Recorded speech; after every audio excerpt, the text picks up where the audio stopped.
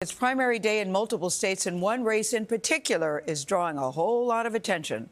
Republican Congressman Thomas Massie of Kentucky is a frequent critic of President Trump, and now he is literally fighting for his political life because of big money donations from the president's wealthiest allies.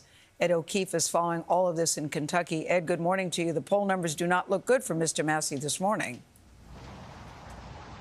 Gayle, good to see you. You know, after recent wins over fellow Republicans he considers his enemies in Indiana and Louisiana, Kentucky now is the latest stop on the president's political retribution tour. And as you mentioned, because of big spending by big outside groups, this is now the most expensive House primary in American history. Massie's the worst congressman in the history of our country. President Trump on Monday from the Oval Office, once again denouncing Republican Congressman Thomas Massie. Always voting against Republicans and good values, so get rid of Thomas Massie. The president and Massie have sparred for years on policy, but most recently on two things especially sensitive to Trump: the Jeffrey Epstein investigation and the war with Iran.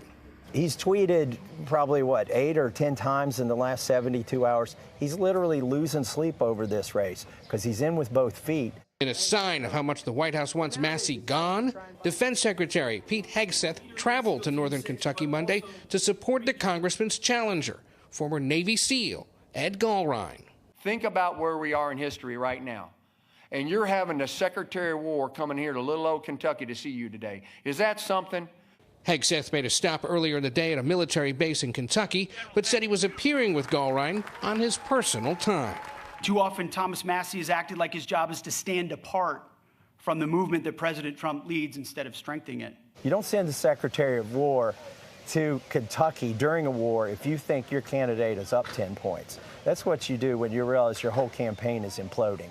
This contest across a district that stretches from the suburbs of Louisville to northeastern parts of the state is now the most expensive House primary race in U.S. history, with more than $32 million spent, mostly by pro-Israel organizations and groups aligned with the president, attacking Massie. They tried to buy my vote for 14 years, and it was never for sale. Now they're trying to buy a seat here in Kentucky. Kentucky Republicans today are also choosing their candidate to run to succeed the retiring Senator Mitch McConnell. There are also primaries today in Alabama, Georgia, Idaho, and Pennsylvania. Nate, if it's Tuesday, they're voting somewhere. All right, Ed, thank you.